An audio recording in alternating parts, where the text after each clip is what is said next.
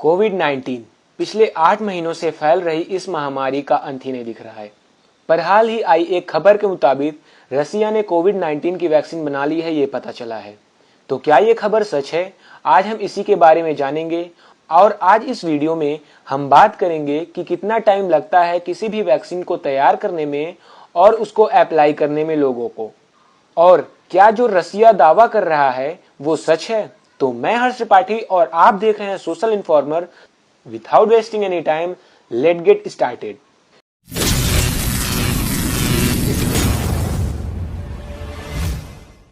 किसी भी वैक्सीन को बनाने के लिए कुछ स्टेजेस होते हैं जिससे क्लियर करना पड़ता है। वैक्सीन ट्रायल में लंबा वक्त लगता है, लेकिन अगर इमरजेंसी गाइडलाइंस जारी की जाती है तो रिसर्च में काफी तेजी आ जाती है। अगर इतिहास के पन्नों को पलटें तो पता चलेगा कि पोलियो के लिए सबसे तेजी से तैयारी उसको भी 4 साल लग गए थे। किसी को भी वैक्सीन को हमें ट्रायल करने के लिए पहले R&D मतलब रिसर्च एंड डेवलपमेंट की जाती है। जब R&D की प्रक्रिया पूरी तरह हो जाती है तो बनाए गए वैक्सीन की जांच जानवरों और पौधों पे की जाती है।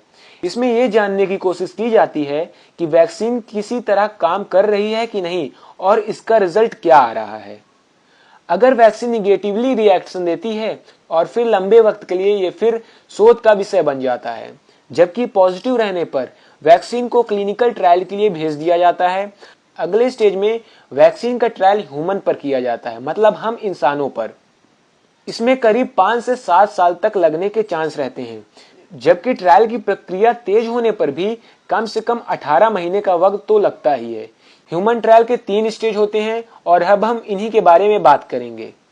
पहले स्टेज में लोगों के समूह को वैक्सीन के जरिए व्यक्ति के शरीर में एंटीबॉडी तैयार किया जाता है। इस प्रक्रिया में 90 दिन लग जाते हैं, जबकि दूसरे स्टेज में अधिक लोगों पर वैक्सीन के इस्तेमाल किया जाता है। इस प्रोसेस में 180 से 240 दिन तक लग जाता है। इस स्टेज में यह देखा जाता है कि दवा का असर बीमार पर कितना हो रहा है। इसमें सावधानियां काफी बरती जाती हैं कि कहीं अपोजिट रिएक्शन ना हो। हालांकि कोरोना वायरस महामारी में रिसर्च के समय को कम किया गया है। फाइनल स्टेज में वैक्सीन को एक साथ हजारों लोगों पर इस्तेमाल किया जाता है।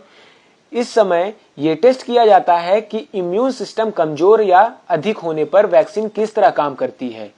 इस प्रक्रिया में करीब 200 से 240 दिन तक लग जाते हैं।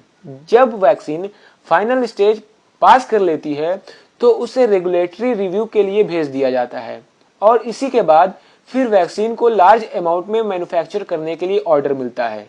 अब आप लोग ये जान गए हैं कि एक दवा को तैयार होने में किन किन प्रोसेस से गुजरना पड़ता है और हम लोगों तक पहुंचने में कौन कौन से प्रोसेस होते हुए पहुंचती है। तो आइए अब हम बात कर लेते हैं कि सच में रसिया कोरोना वायरस की दवा बना ली है। तो हाँ, बिल्कुल ये सच है कि रसिया ने कोरोना की दवा बना ली है, मगर जो कोरोना की दवा रसिया ने बनाई है वो कोरोना की दवा अभी हाल में सिर्फ फर्स्ट स्टेज में है और फर्स्ट स्टेज उसको पास कर लिया है और अब वो सेकेंड स्टेज में पहुंची है। वर्ल्ड हेल्थ ऑर्गेनाइजेशन ने यह भी कहा है कि वैक्सीन को अभी कहीं सेफ्टी रिव्यू से गुजरना होगा और उसके बाद ही अप्रूवल मिलेगा। नोवेल कोरोना वायरस का वैक्सीन का जो फर्स्ट बैच है वो बनाया गया है गमाला रिसर्च इंस्टीट्यूट में। रसिया के प्रेसिडेंट ने यह कहा है कि वो वैक्सीन जो बनाए हैं उनके देश ने वो पूरी तरह से सेफ है और इसी वजह से उन्होंने अपनी डॉटर के ऊपर भी उसका ट्रायल किया है। लेकिन हम ये तो नहीं कर सकते WHO की अनुमति से कि वो पूरी दुनिया पर उसका ट्रायल करे। वैक्सीन को लेकर वेस्टर्न साइंटिस्ट ने यह कहा है वैक्सीन को लेकर जल्दी करने ये खतरनाक हो सकता है। वैक्सीन को पूरी परख के साथ समझकर सोच समझकर बनाया जाना चाहिए और बन भी जाए तो पूरे कंफर्मेशन के साथ उसको लॉन्च करना चाहिए। पर निंदा करते हुए ये आलोचना की कि क्या मॉस्को के रिसर्चर कमजोर हैं। रसिया ये कह रहा है कि इस वैक्सीन का प्रोडक्शन करीब सितंबर में शुरू किया जा सकता है और दिसंबर या तो जनवरी में वैक्सीन को 5 मिलियन डोजेस पर मंथ बनाया जा सकता है। और आप लोगों से एक गुजारिश है कि जब तक कोविड-19 की दवा बन नहीं जाती तब तक आप लोग सेफली घरों में रहिए। अगर बाहर निकलने की जरूरत पड़ती भी है तो मास्क लगाकर जाइए।